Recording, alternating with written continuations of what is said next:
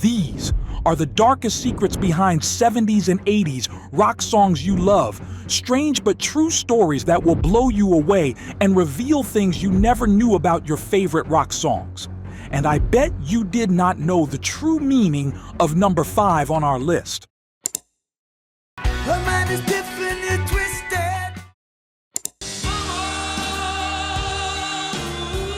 Number 15, Hotel California, Eagles. It's not about Satan, it's about something worse. For decades, conspiracy theorists claimed Hotel California was about a satanic cult, but the truth is more disturbing. It's about being spiritually trapped in the soulless machine of the California music industry. Picture the 70s. The Eagles are exploding, surrounded by drugs, money, fame, and total burnout. Don Henley described the track as a journey from innocence to experience. It's not just a song, it's a metaphor for being consumed by addiction and losing your soul in the process. On the dark desert highway, cool wind in my hair. The lyric, "You can check out anytime you like, but you can never leave," wasn't poetic fiction.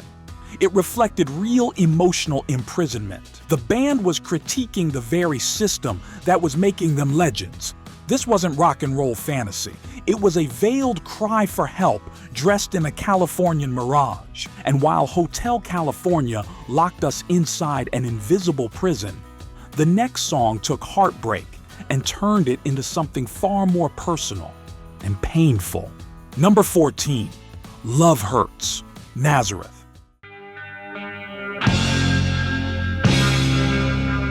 It wasn't just about love.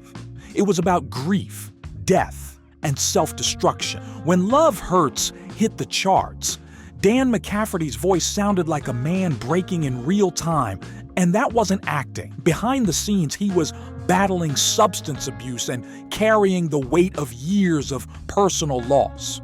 The song itself was originally a soft Everly Brothers ballad, but Nazareth turned it into a howling, distorted dirge of romantic pain, and McCafferty poured every ounce of his own anguish into that recording.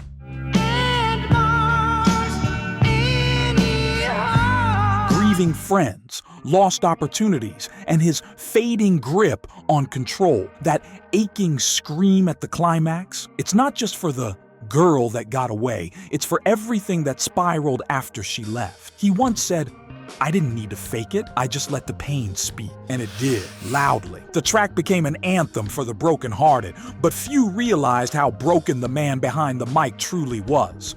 And if that wasn't dark enough, the next track hides a shocking twist. One that turns a love song into a romanticized suicide pact. Number 13, Don't Fear the Reaper, Blue Oyster Cult.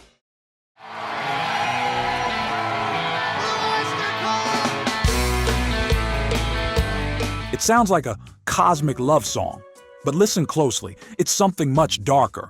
Don't Fear the Reaper is often misinterpreted as a poetic meditation on death. But songwriter Buck Dharma later admitted it was about a couple choosing to die together, a Romeo and Juliet-style double suicide masked in shimmering guitar tones. Released in 1976, it hit radio waves during a time when teenage death packs and fascination with the occult were rising, and Blue Oyster Cult leaned into the ambiguity, inviting fans to interpret it how they wanted. But under the surface lies one of the eeriest hooks in rock history. 40,000 men and women every day. Another 40,000 coming every day. That's not poetry. That's a body count.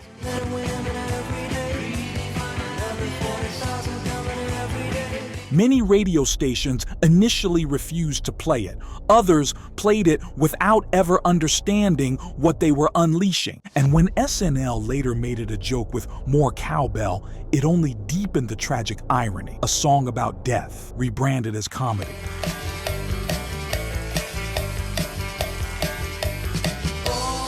But if that was unsettling, wait until you hear what happened when two rock icons couldn't even share a studio without turning on each other.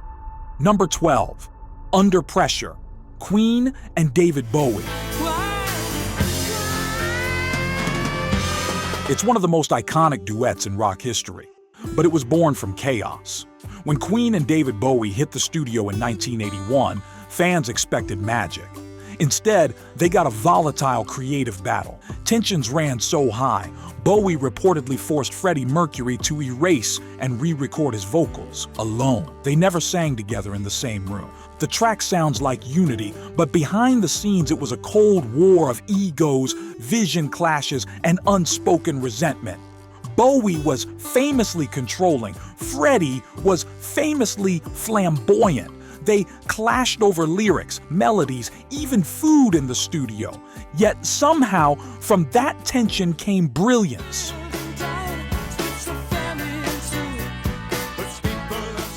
Under Pressure is about the stress of modern life, about breaking down. And the irony is, they were breaking down while recording it. Mercury later described the experience as explosive.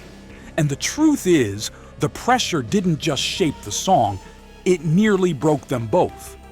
And while Bowie and Mercury were locked in a war of egos, the next track was a spiritual storm. One that transformed a folk riddle into apocalyptic prophecy. Number 11, All Along the Watchtower, Jimi Hendrix. No reason to get excited. What starts as a cryptic riddle ends in flames. When Jimi Hendrix covered Bob Dylan's All Along the Watchtower, he didn't just reinterpret it, he reimagined it as the end of the world. Layered in psychedelic chaos, Hendrix's version plays like a prophecy unraveling in real time. The biblical undertones, the guitar solos that wail like sirens, Hendrix poured every ounce of his spiritual unrest into this track. Dylan's version was ambiguous. Hendrix's was cinematic, almost terrifying. Some say he tapped into something otherworldly. Others believe he saw his own fate in those lyrics. Hendrix was obsessed with the apocalypse, and Watchtower became his sonic vision of it, a final warning. He died just 2 years later. Dylan himself admitted that after hearing Hendrix's version, he started playing it that way, as if Hendrix had decoded the true meaning before the original writer even understood it. And if Hendrix brought the end times, the next song took guilt, pain, and secrecy, and disguised it behind one of rock's most theatrical masterpieces. Number 10, Bohemian Rhapsody, Queen. Too late. My time has come. What if the most famous rock song ever is actually a confession? For decades, fans debated the meaning behind Bohemian Rhapsody. Was it nonsense? Opera fantasy? A metaphor? But many believe it's something far more personal. Freddie Mercury's coded confession about his sexuality, guilt, and the inner war he was too afraid to name publicly. Mama, I just killed a man. Many interpret that line as Freddie symbolically killing his former closeted self. The operatic middle section reflects his internal turmoil. Voices clashing, judgment, damnation, escape.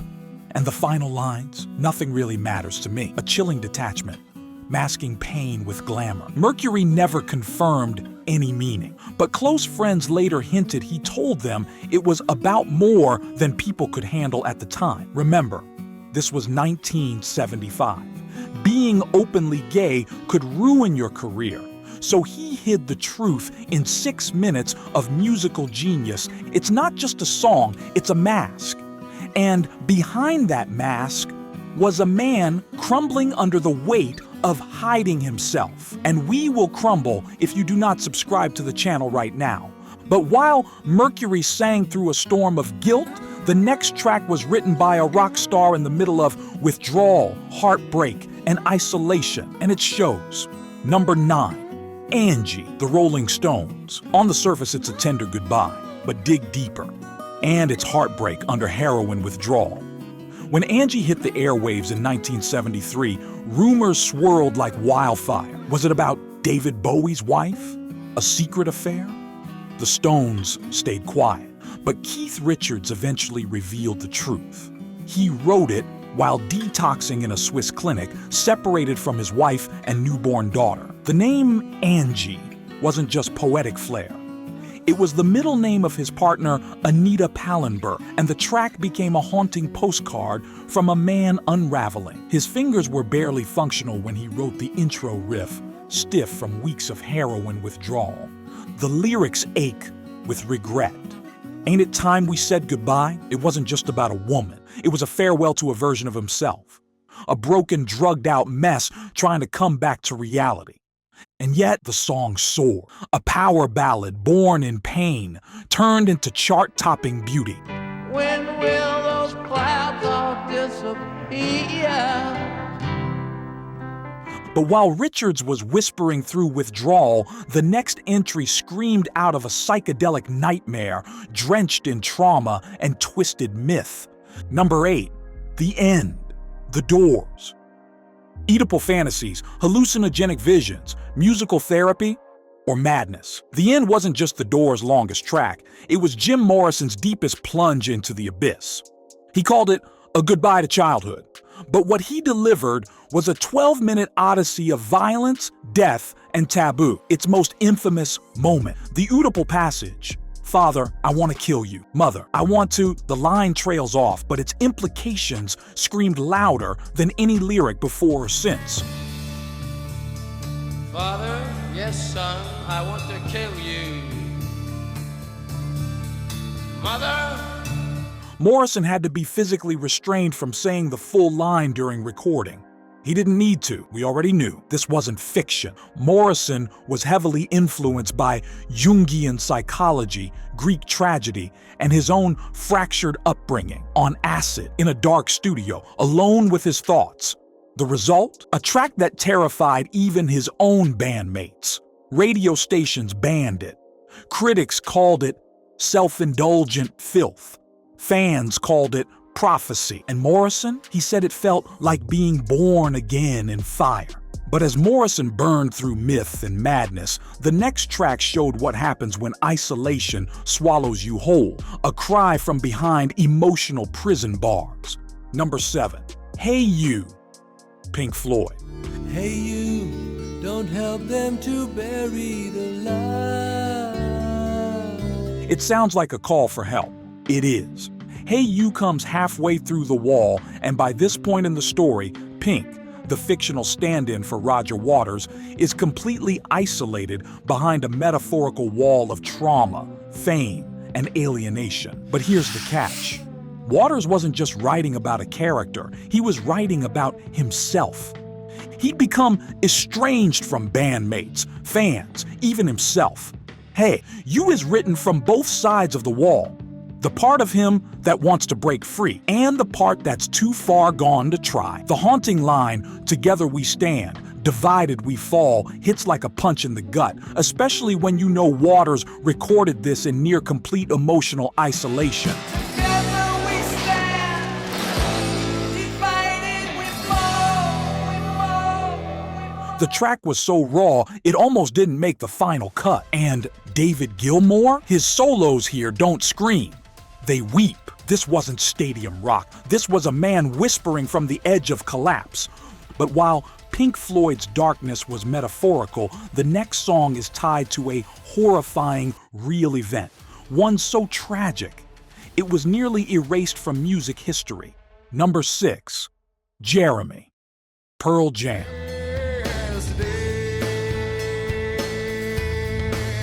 Yes, it's technically from the 90s, but the darkness? Timeless. Jeremy isn't just a haunting track, it's a true story. In 1991, 15-year-old Jeremy Wade Dell walked into his Texas classroom, pulled out a gun, and shot himself in front of his teacher and classmates. Eddie Vedder read the brief newspaper article and turned it into a blistering anthem about isolation, neglect, and teenage rage. But the song wasn't just about Jeremy. It was about every kid screaming to be seen. The label didn't want to release it. MTV heavily censored the video, and to this day, many fans misinterpret the line Jeremy spoke in class today as poetic fiction.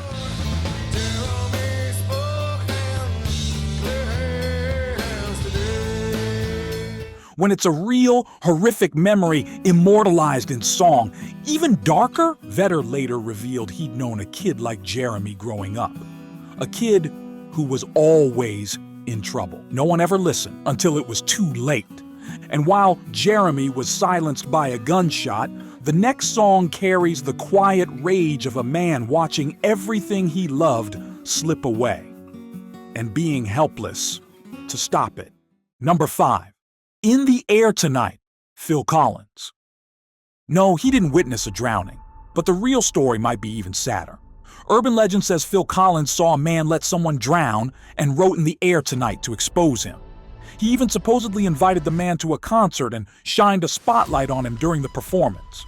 None of that happened. But the truth? It's about Collins' divorce. A period where he felt so helpless and enraged, he described it as suffocating. He was losing his family, isolated in a mansion full of silence, with nothing but drums and ghosts for company. He wrote the lyrics in one sitting. The famous line, "If you told me you were drowning, I would not lend a hand," wasn't about water. It was about emotional drowning.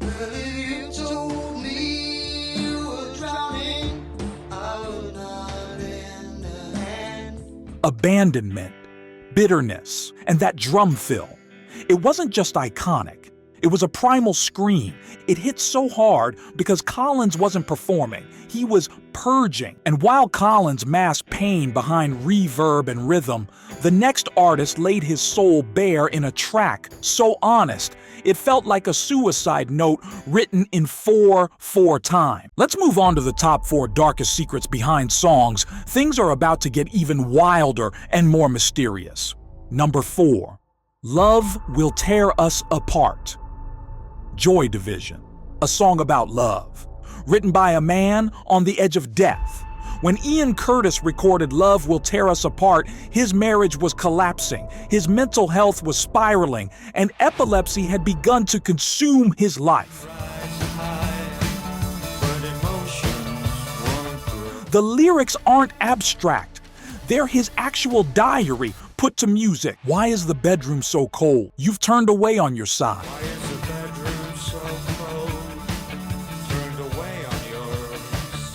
That's not poetry. That's a man describing nights spent lying next to someone he no longer recognizes. Curtis was just 23. He was trying to juggle fame, illness, fatherhood, and emotional disintegration. Weeks after finishing the song, he took his own life. The track became his epitaph. Even the title, Love Will Tear Us Apart, was a direct contrast to a song he and his wife had once loved. Love will keep us together. This wasn't music for the charts. It was a cry no one answered in time. And as Ian Curtis faded out, the next song on our list asks a brutal question. What if all your time is already gone, and you didn't even notice it slipping away? Number 3. Time, Pink Floyd. Taking away the moments that make up a dull day. It doesn't just talk about mortality, it haunts you with it. Time is one of the most existential tracks in rock history, and it came from a very real place. Roger Waters' sudden realization that he was 29 and already felt too late to truly live. The ticking clocks, the booming chimes, they're not just sound effects, they're reminders, alarms. The entire song builds from mundane routine into sheer existential dread. Waters admitted he wrote it in a panic, suddenly aware that life was slipping through his fingers. The line, "No one told you when to run," is pure regret. No one told you when to run. And that famous lyric, "Hanging on in quiet desperation," is the English way. That wasn't a jab, it was an admission. David Gilmour's solo screams like a man realizing he'll never get back what's gone. Time isn't just a song. It's a warning you feel in your chest. And while Pink Floyd's clock ran out, the next song wasn't metaphor. It was addiction, sex, and death, all rolled into one twisted riddle wrapped in a Beatles track. Number 2. Happiness is a Warm Gun, the Beatles. It sounds cheeky, but it's soaked in sex, heroin, and death. The title came from a real NRA magazine Lennon saw. Happiness is a warm gun in your hand. He found it chilling and strangely perfect. Because this track is about danger dressed up as pleasure. Superior jump the gun. Mother Superior jump the gun. The song changes time signatures and tones like a fever dream. Lennon called it a collage of ideas. But the reality is more disturbing. Most agree it's about heroin. Warm gun equals a loaded needle. And the layered references to sex, she's well acquainted with the touch of the velvet hand, to add another level of obsession, control, and shame. Been acquainted with the touch of a velvet hand like a lizard on a window pane. Some parts were allegedly based on Lennon's own struggles with addiction and toxic lust. George Martin called it one of the strangest songs we ever recorded. Even the structure mirrors a high, slow build, rush, paranoia, crash. And the final line? Bang, bang, shoot, shoot. It's not a joke. It's a come down. Happiness is a warm gun, yes it is. And if Lennon was playing with fire, the final track on our list has been accused of something even more chilling, including whispers of the occult, subconscious control, and music that wrote itself. Number 1, Stairway to Heaven, Led Zeppelin. A song so mysterious, it sparked satanic panic. Stairway to Heaven is one of the most played and most controversial rock songs of all time. It's been accused of everything from hidden backmasked messages to occult inspiration. And the band never fully denied it. The lyrics are cryptic, the mood is otherworldly, the structure, like a ritual, slow ascent, euphoric peak, then total collapse. What creeped fans out most? That line, if there's a bustle in your hedgerow, don't be alarmed now. It felt like a transmission from another realm. There's a bustle in your hedgerow, don't be alarmed now. Evangelical groups claim playing it backward revealed phrases like, here's to my sweet Satan. Some fans heard it, some didn't. But the myth stuck. Jimmy Page's fascination with the occult, including owning Aleister Crowley's mansion, only added fuel to the fire. And when asked how they wrote the song, Robert Plant once said it felt like it was already written, like it came through us. Whether or not it's cursed, it feels like something from beyond. These weren't just songs, they were messages, breakdowns, secrets wrapped in chords and delivered to millions who never knew what they were really hearing. From death disguised as love, to confessions hidden in operatic riddles, to apocalyptic warnings etched in guitar solos. These were the darkest secrets behind your favorite classic rock anthems. Which one shocked you the most? Which song will never sound the same again? Drop your thoughts in the comments and share this with someone who still thinks Don't Fear the Reaper is a love song. And if this list twisted your mind, wait till you see the 15 rock songs radio wanted you to forget. Click the video on screen and prepare to hear what they didn't want you to hear. Rock on, but listen close. You never know what's really hiding behind the music.